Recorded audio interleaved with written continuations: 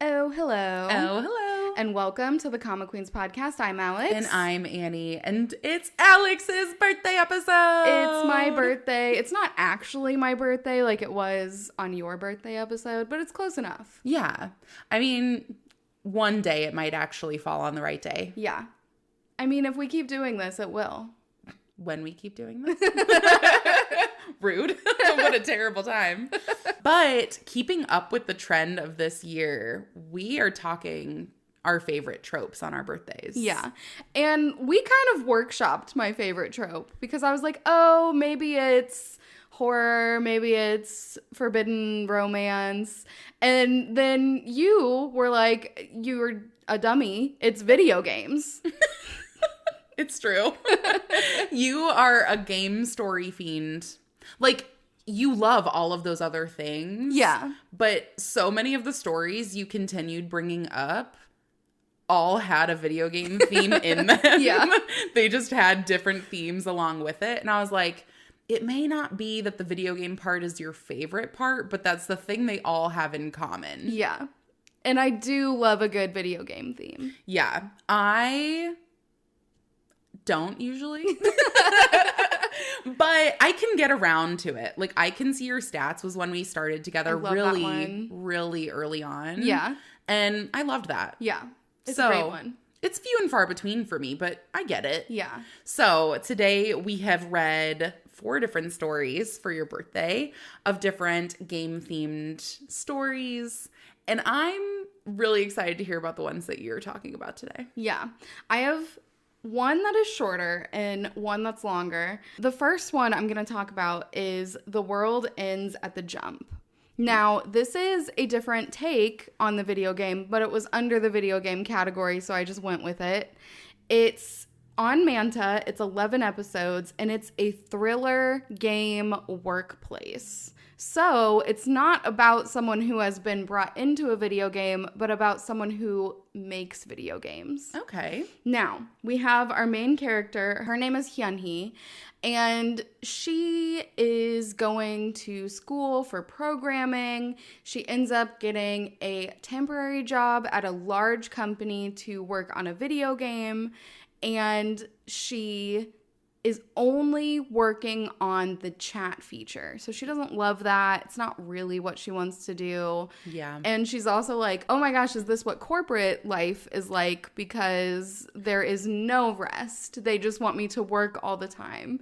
It like describes a moment where she's like telling her manager that she's already worked over the maximum that you can work, which is the 52 weeks. And her manager is just like, yeah, okay, now where's the rest of your project? Jesus. So, unfortunately, that is what corporate is like. So she's not loving that, but she does love programming. She also needs a job to live. So It's not, it's not really working out for her. But this is a temporary job. She was hoping that it would turn into a permanent job. It doesn't. So she starts applying at all of these other companies. She's not getting anywhere with these applications, though. They're either saying, like, you don't have the right experience or you're not the right fit, or like nothing that you did at this other company really is what we're looking for. So she's just out of luck. Yeah. And she ends up getting reached out to by a very small startup company. Mm-hmm. And this is Stardust Games, and they are looking for a developer because their developer has left. Okay. Now they have one, and they just need a second one. Yeah. The one that they have, they work on different things. Okay. So there's no like overlap of I can help you get started with this. At first, she's like, okay, I don't think that I like this. There's not a lot of people here, so I would be getting to do a lot more in this project, but it seems kind of sketchy. And then he's trying to get her to sign a contract like right there in the interview. And she does end up signing it because she's like, okay, she reads through it. She's like, there's nothing that stands out here as like super weird. Yeah. So, and she needs a job. And she needs a job, so she does it. She goes into the job, and they basically just set her down at a computer, and they're like, all right, get started. And she's like, okay, coding is its own language. Every coder does things differently, and trying to just pick up someone else's code that they have developed is like trying to pick up a book in another language and just decipher it. Yeah. With no context or help. Yeah. So she goes through, she starts trying to gather everything. She's taking in all of the notes. So in code, you can leave little notes of like, this piece of code is about the chat feature, or this piece of code is about the color schemes and that kind of stuff, so that you can go back, or someone else can go back and look at your code, and it's easier to read. But all of his notes are just insane. They don't seem to be related to the code at all. They're just like, I have discovered the meaning of life. Other kind of crazy things like that. And so she starts asking about this developer that left and is like, can I have his contact information so that he can help me decipher this? Because there's a bug that happens. So she's noticed that the jump feature doesn't work. And the reason the jump feature doesn't work is because if you reach a certain number of jumps, then it crashes the game because of the way that it's stored in the system. It's like not caching that information out. So it's just, you know, using up all the memory to save these jumps. She takes that out and it breaks a bunch of other stuff. Oh my God. And he did that on purpose, the developer that left. So she's like, can I have his information so I can talk to him? They're like, no, he actually went to a mental hospital. She's like, that checks out.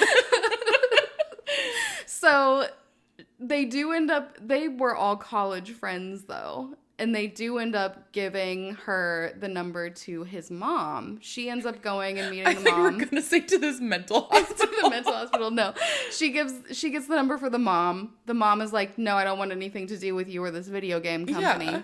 And she's like, oh, I have your son's journal, which is not really true, but she's saying that because she has all of these comments that were his that were crazy. She's like, okay, so it's not really a journal, but like, it kind of is, because he was using his code as a journal. So they meet up and she's like, all right, you can try and talk to him if you want, but I brought him home from this mental hospital and he hasn't come out of his room in like 2 months. So I don't know what to do at this point. So she goes and knocks on the door and he lets her in. He's like, I've been expecting you. I'd be out the door so fast. No, she's already in the room and it looks huge. It's like, did you ever watch Doctor Who? No. Okay. Then that reference won't make sense. If you have watched Doctor Who, people, then it's like the TARDIS, but it's just bigger on the inside than it is on the outside. Oh, okay. Yeah. And it also looks very computer-esque. Okay. And so she's like, all right, I'm leaving. She tries to go to the door and it just keeps getting further away from her as she's walking backwards. Terrifying. So she's like, oh no, this is not great. And she ends up talking to him and he's like, I discovered that we live in a simulation and I need to delete all of these aliens from other simulations so that we have enough storage. And I did all of this stuff in this game because I knew that you would want to come talk to me, and now you know everything and I can give you the power to do this as well, and we just have to delete everything. So that is the entire thing. It's only 11 episodes long, so it is just that short story thriller style. It's the same as A Cat's Tale, where it's like book style. You go page to page instead of scrolling, which I do love that. I feel like you can get some really cool features in that flow well with horror. This wasn't my all-time favorite, but it was an interesting take on a video game.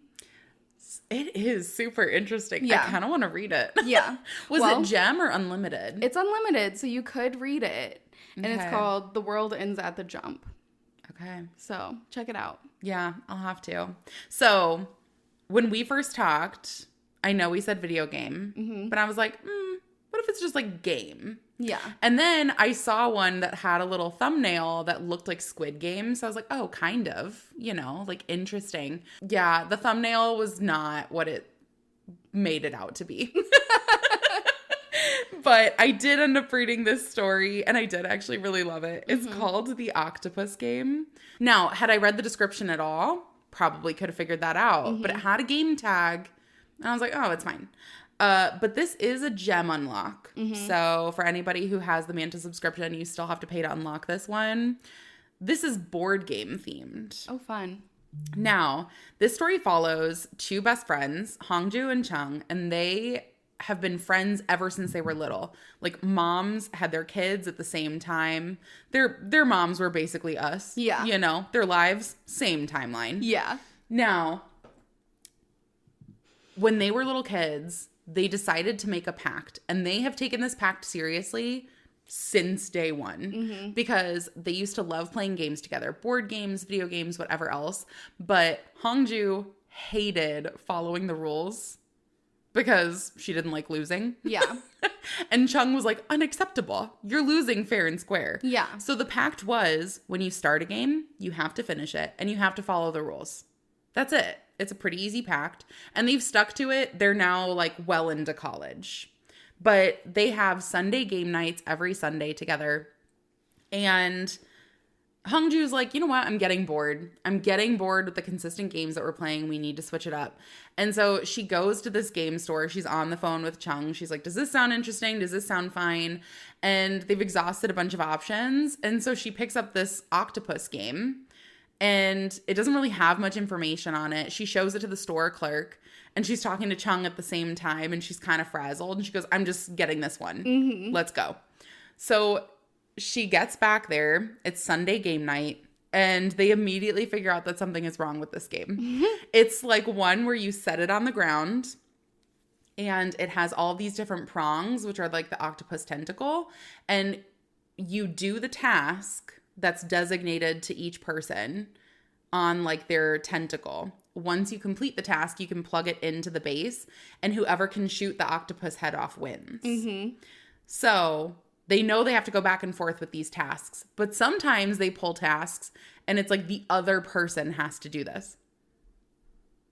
Sometimes it's like you have to do it. Yeah. Sometimes you can pull one and it says the other person has to do this. And they very quickly learn that this game, not meant for them. They're two best friends, and it's doing like, oh, leave a hickey on this person's neck. And Hongju's like, what kind of freaky shit is this? Like, absolutely not. And Chung is like, Hongju, we decided that if we started a game, we had to finish. She's like, who knows what kind of freaky stuff it's going to make us do? And he's like, well, apparently you're quitting. So you broke the pact first. And so they get into a fight about it. And then it becomes a game of chicken. So they're playing this octopus game. She ends up going and leaving a hickey on Chung. Chung is sitting there and he's following through with all of his tasks. And as they're plugging in these tentacles into the base game, Chung ends up winning. Like, wherever he plugs in the tentacle, it shoots off the octopus head. And the octopus head is a final task that says that they have to hook up. And so Chung is like, yeah, let's do it. And Hongju does, but is super embarrassed about it afterwards. And so Chung is like trying to console her, and she leaves.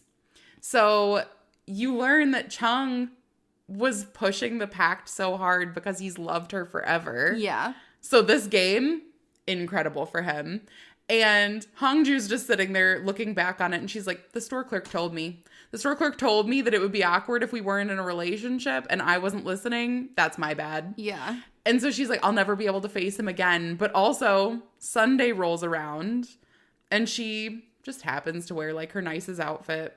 She just happens to go over to his house, and she's like, we can't finish this game. And he's like, I mean, we kind of finished the game. Yeah. And so it ends up just becoming like the both of them admitting their feelings to each other at the end. But it was really cute. Not honestly. the direction I thought it was going to go. When Me you either. started talking about it, I thought it was going to be like a Jumanji situation. I thought so too. Yeah. Yeah, and I was really excited. Yeah. But honestly, this was cute. Yeah. Like, it wasn't my favorite, but it was a cute one. Well, good. We both went with like non-traditional stories for this one, for video games. Yeah. But my next one follows the rules. Mine does too. So the next one that I have is a failed buddy read on our part. We tried this. We made one episode. That's on me. You can go back and listen to the one if you want. And this is Choose Your Heroes Carefully. Now, I had to read this one too because it just recently left the Manta subscription and I wanted to read it before it left. So, this is on Manta. It's 78 episodes and it is a boy love game memory loss story. Okay. Now, you loved the sheep at the beginning. Listen, I'm pretty sure that's the only thing I remembered about this series. Okay, good. So we know where we're starting. Yeah. We have our main character. Now, I would say this is a boy love, but it's not a romance. So it is like one of those ones that I would consider more just boy love because the two main people are men. Uh-huh. And I mean, like, it's kind of like I Raised a Black Dragon, where it's listed as a romance, but they don't even kiss. How frustrating. So it's a good story. I did love it. So we start off with our main character, Min Jun, and he wakes up in a coffin. Not usually how you want to do it. Not what I want to start with. And he's like, what's going on? Don't like this. And so he's trying to remember how he even got here. And he's like, okay, I remember that my friend called me and was asking me to leave a review on this game that they made. So I was trying to play it. And then that's like the last thing I remember. So that's when we meet our beloved sheep, Miss Artham. And Miss Artham comes and is like, hello, you're in a game tutorial. And you have to pick a new name. So he picks a name. He goes with Shane. Okay. So now he's Shane for the rest of the series. So much better than I ever was naming myself in a video game. That's the one that he goes with all the time. I always just either pick my my maiden name or just Alex. Yeah, and that's nice for you. I always tried to play through a game, and then if I realized that there were funny dialogue points, I was like, oh, I'm going to give myself a funny name. Yeah. So that when they're like, hey, butthole, how are you today? Because I thought that was hilarious. Yeah. Look at me. Immature. Hilarious. So he picked Shane. So funny. And Miss Artham is like, all right, let's do this tutorial. Shane thinks that he is dreaming. So he's like, okay, I guess I'll just go through with this. He hears about the land that he's ended up in. And where he's ended up is a land that has been devastated by these shadows. There were heroes that were blessed with God's gift that were able to defeat the shadows in the past. But then there was a time of peace and all of the heroes were dead. So the people then decided to do necromancy and bring these heroes back from the dead so that they could defeat these shadows again. And so they were called summoners. So Miss Artham is like, Shane, you're a summoner. And you're going to get a hero. And he does the hero part for him. So he has no choice. And Shane is like, oh, could I please, I want to try and get a good hero. So if it's not working out, can I just restart the tutorial so I can try and get a better one? And Miss Artham is like, how blessed of a world do you come from that you can just restart something if you don't get what you like? And Shane is like, okay. Apparently a more blessed one than this. So he ends up getting his hero, and the hero is just sleeping, he thinks. And the shadow starts coming. And so Shane's like, oh my gosh, I have to do this. And the hero's not helping at all. So he tries to defeat the shadow. He can't do it because he doesn't have God's gift. Mm-hmm. And Miss Artham finally helps out and is like, he's not sleeping. He's inactive. You have to wake him up. So probably pertinent information, sheep. Yeah. So the hero comes and he destroys the shadow. Shane is like, all right, let's look at this user interface and find out who this is because he doesn't have any memories. Mm-hmm. And Miss Artham is like, that's odd. The heroes are supposed to remember their past lives. So he looks at it and it's not helpful. The information that Miss Artham has, not helpful at all. Of course. It just says that he's a 2-star hero, which Shane is not happy about because it's 2 out of 5. And it also has a quote that says, I, Meltier Verste, failed. So he's like, great. That's all I know about my hero, and he's 2 stars. This is great.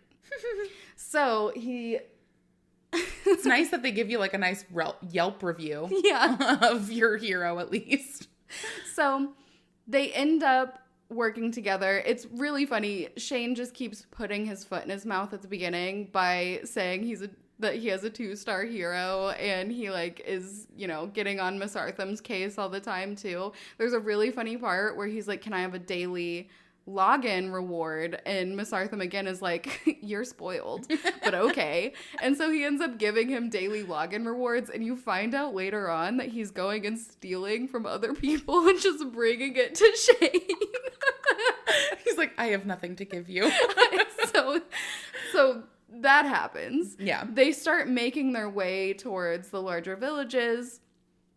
And Shane is like going full analytics. He's like, "All right, I'm going to see, your stats and how we can best use your powers and make sure that I'm giving you the best help that I can so that we can defeat all these things." Yeah. Then they end up going to this town. While they're in this town, they end up working with a group that's called a union. It's the Belladonna Union. Mm-hmm. And they are just a group of summoners, and they're heroes. So I won't go into like too much detail and reveal the entire story. It is such a good one.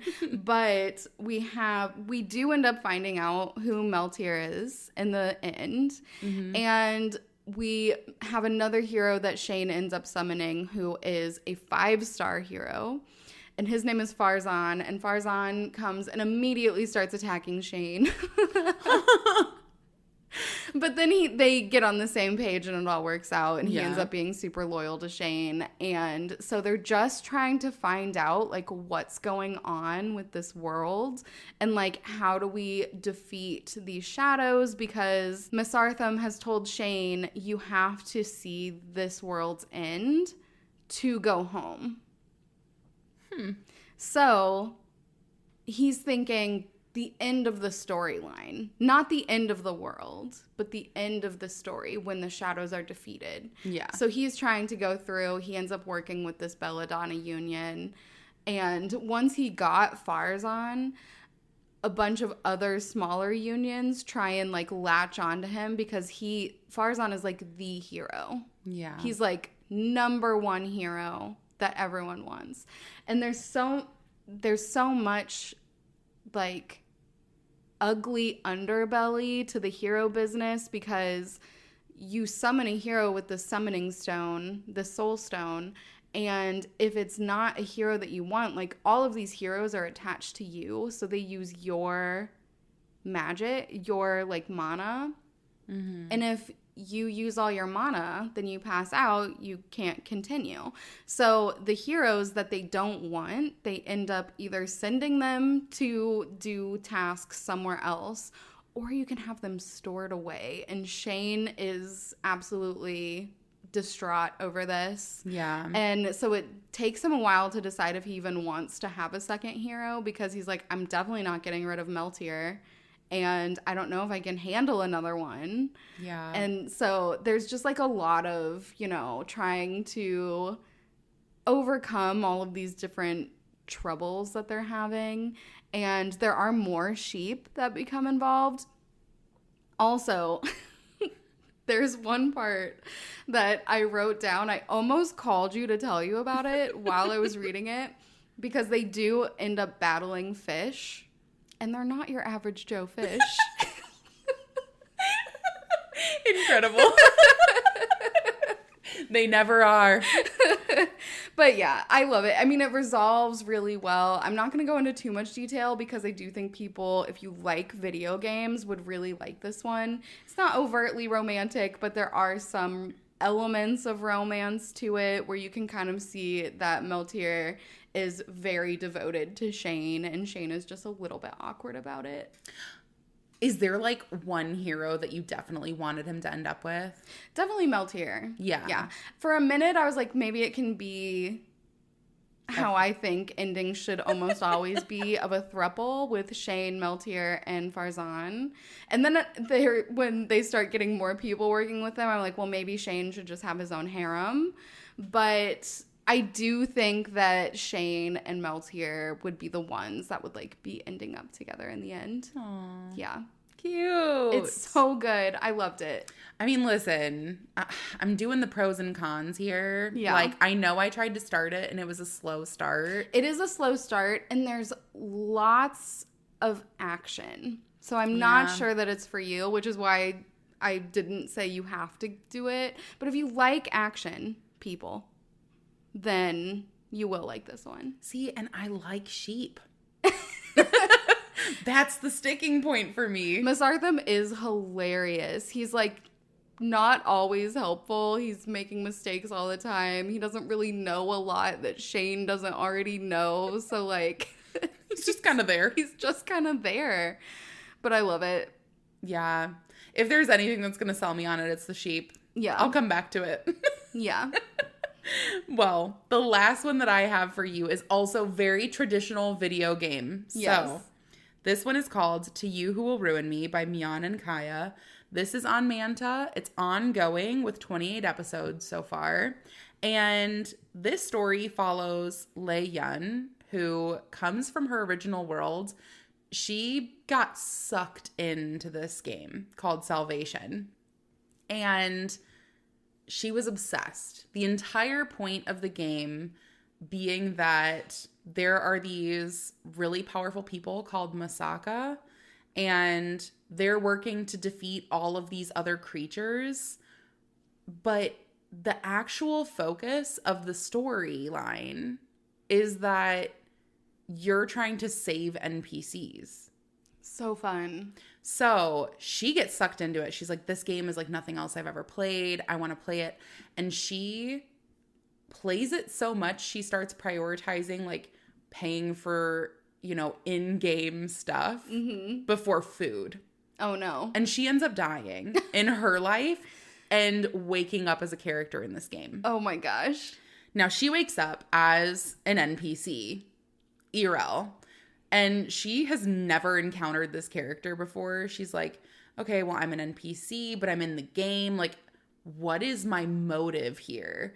And she ends up just kind of loving the life that she lives as this Irel. She's a beloved daughter. She has 2 loving parents and an older brother, and they all dote on her. And she's like, wow, like, I feel pretty special. I've never felt like this before. But she gets like all of those pop-up windows, and she's like, my parents just love me so much. Look at that affinity level. It just couldn't even be higher. And she's like, haven't quite figured out what I'm supposed to be doing, but this is fine. Like, I'm fine just living in a noble family and doing great things. Yeah.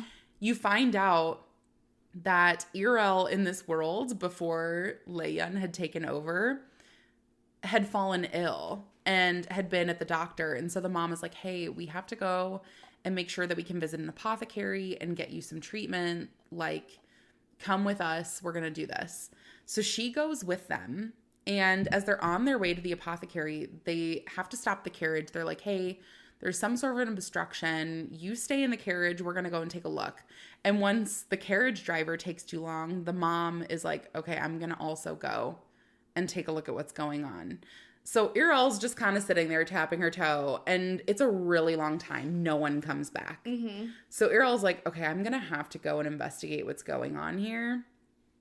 And she's kind of gotten into this false sense of security because nothing's been happening. And she's like, wow, I'm just this great character that nothing happens to.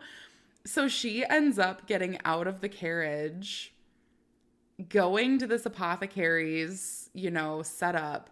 And she ends up seeing a Masaka threatening this apothecary's life. Like, she witnesses stuff she's not supposed to. The Masaka has sicked, like, his dog on the apothecary. He's being ripped at, all of this stuff. And Irel's like, oh, no. I can't get involved with these other really big characters because they are a threat to the NPCs. So I gotta go. And I'm an NPC. So she goes to rush back towards the carriage. She's like, oh, thank goodness I'm not being followed. And the Masaka is right behind her. And she's like, fuck. Like, she is so upset. She's like, I tried so hard not to get caught. This Masaka, his name is Barkin.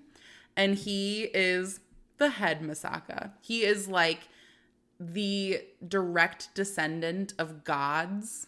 And he immediately is like, you shouldn't have seen that. I'm going to have to kill you now. Oh, no. And she turns around and puts on grade A performance, best performance of her life. She's like, I was just running away because I was so stunned at how handsome you are.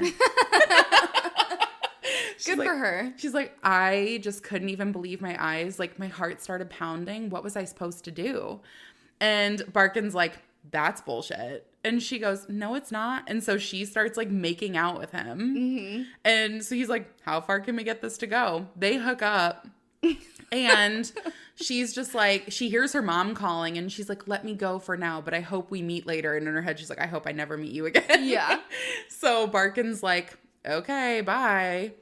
And immediately he can't stop thinking about her. Mm-hmm. He also can't stop thinking about her because he finds out that Irel, the character, is a Lesebra.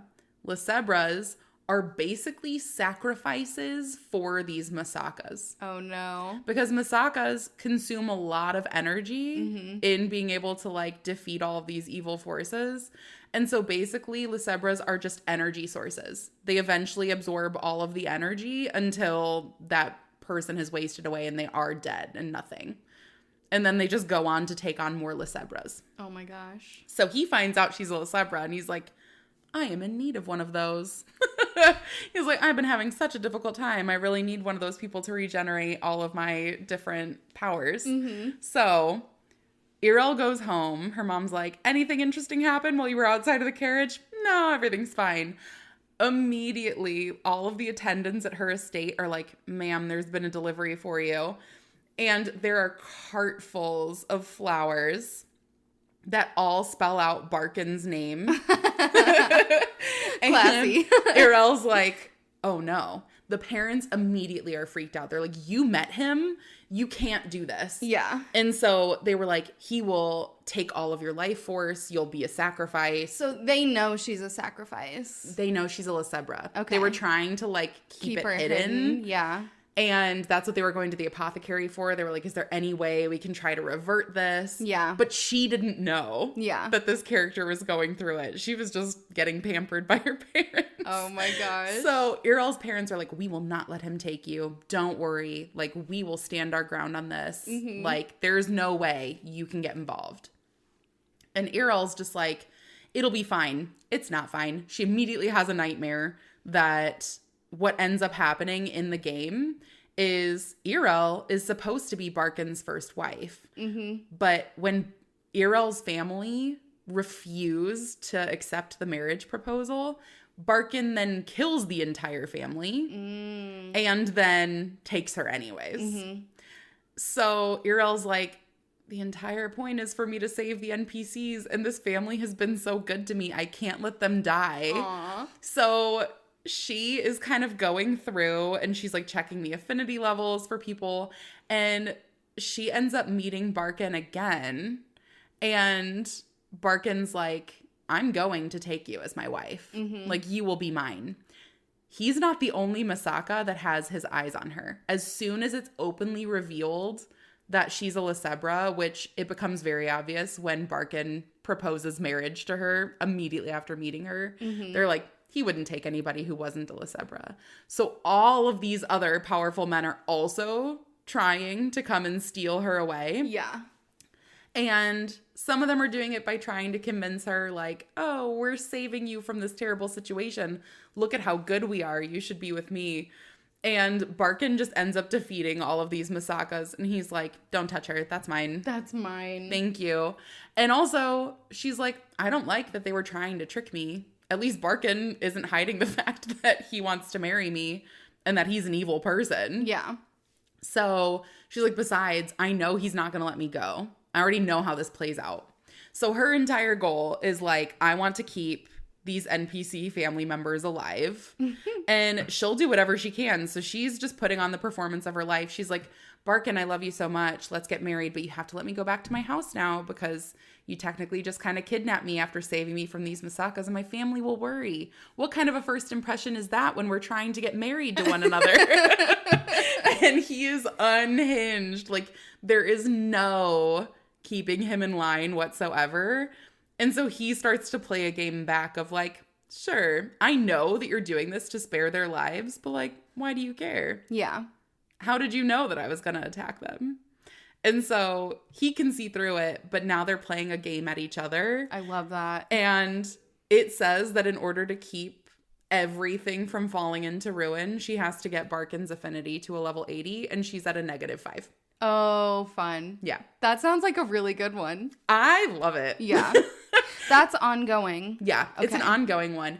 It's not like my favorite story ever, but for a video game theme specifically, I'm hooked. Yeah.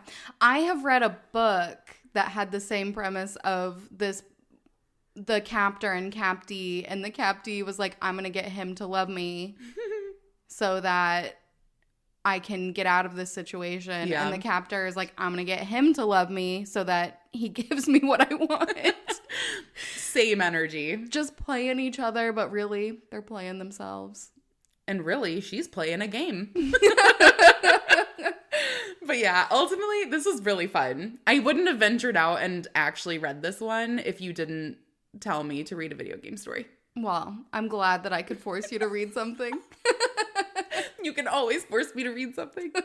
But a very, very happy birthday to you. Happy birthday to me. What a way to celebrate. Thank you. And thank you all so much for joining us. We're looking forward to talking to you all on the next one. Goodbye. Bye.